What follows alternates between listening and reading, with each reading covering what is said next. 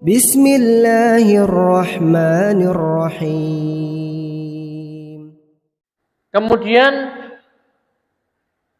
yang berikutnya adalah sunnah-sunnah ihram. Ya, jadi yang dimaksud sunnah-sunnah ihram di sini adalah semua amalan yang apabila ditinggalkan, ya, tidak dikerjakan, tidak diwajibkan membayar dam.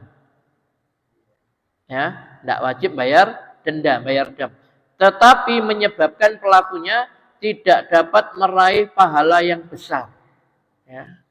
Kurang sempurna maksudnya seperti itu ya. Begitu. Sunnah-sunnah itu adalah yang pertama adalah mandi untuk ihram. Jadi sebelum memakai ihram ya, maka dia disunahkan untuk mandi. Meskipun misalkan wanita ini dalam keadaan haid dan nifas. Ya, jadi kalau wanita ya dia haid atau nifas, dia mau menunaikan ibadah tadi, haji atau umrah tadi, maka dia disunahkan untuk mandi.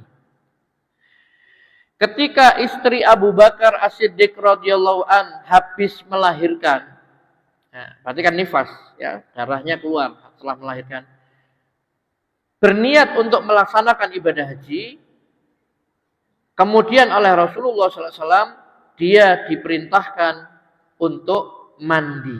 Hadis riwayat Muslim. Jadi mandi ihram itu sunnah, meskipun wanita yang sedang haid atau baru melahirkan. Ini kasusnya adalah istrinya Abu Bakar, ya, setelah melahirkan mau haji, maka sama Rasulullah SAW disuruh mandi.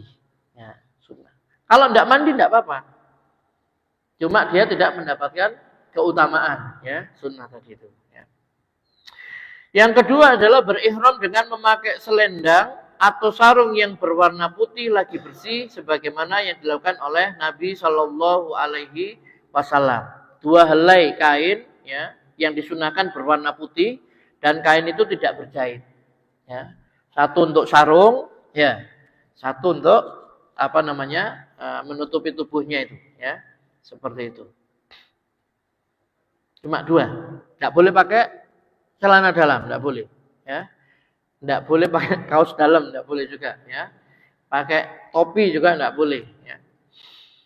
Kemudian yang ketiga adalah berniat ihram setelah sholat nafilah atau sholat fardu, ya. Jadi niatnya itu setelah sholat sunnah nafilah, entah itu sholat duha, atau sholat tahiyatul masjid, atau sholat sunnah wudu, ya. Atau sholat duhur, kalau memang pas sampai di Mikot, sampai di Bir Ali atau di Zulhulaifah, ya, kalau dari Madinah sudah waktu duhur, sudah sholat duhur dulu. Setelah sholat fardu duhur, baru kemudian dia yaitu niat untuk ihram. Labbaik Allahumma umratan. Aku penuhi panggilanmu ya Allah untuk umrah. Tapi dilepas dulu ya. Dilepas dulu semuanya, pastikan, ya.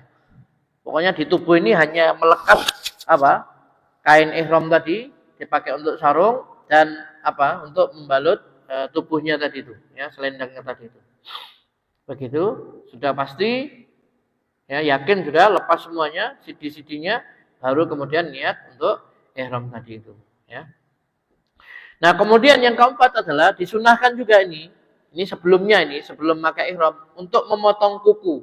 Motong kuku, mencukur kumis, mencabut bulu ketiak, mencukur bulu kemaluan, ya, sebagaimana yang dilakukan oleh Nabi Shallallahu Alaihi Wasallam. Sebab setelah pakai ihram tidak boleh semua itu, ya, tidak boleh. Kalau sudah ihram tidak boleh potong kumis, cabut bulu ketiak dan lain sebagainya, potong kuku tidak boleh. Maka dianjurkan, disunahkan sebelumnya, ya, potong kuku dulu, potong kumis, bulu ketiak dan sebagainya. Setelah itu, ya, baru mungkin mandi lah, ya, atau setelah mandi baru potong kuku dan sebagainya, tidak apa-apa, ya. Tapi yang bagus potong kuku dulu, potong bulu ketiak, ya, kemudian cukur kumis, kemudian baru mandi, baru setelah itu sholat sunnah tadi, baru niat ihram tadi itu, ya. Yang kelima adalah mengulang-ulang bacaan talbiyah dalam setiap momen, ketika naik turun kendaraan atau ketika sholat, ya, ketika sholat itu ketika menunggu waktu sholat misalkan, ya, atau ketika selesai sholat, ya. Nabi SAW bersabda, man labba hatta hatta taghruba syamsu amsa maghfuran lahu. Ya. Barang siapa yang bertalbiyah hingga terbenamnya matahari, maka dia memasuki malam dalam keadaan diampuni dosa-dosanya, ya. Jadi banyak membaca talbiyah, ya, begitu.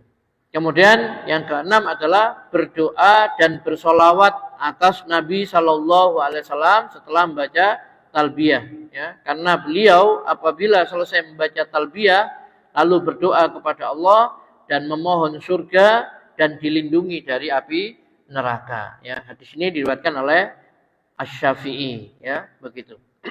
Nah, itu sunnah-sunnahnya. Ya, sunnah-sunnahnya. Sekali lagi, kalau sunnah ini semua amalan yang bila ditinggalkan tidak diwajibkan membayar dam, tetapi menyebabkan pelakunya tidak dapat meraih pahala yang agung, ya, seperti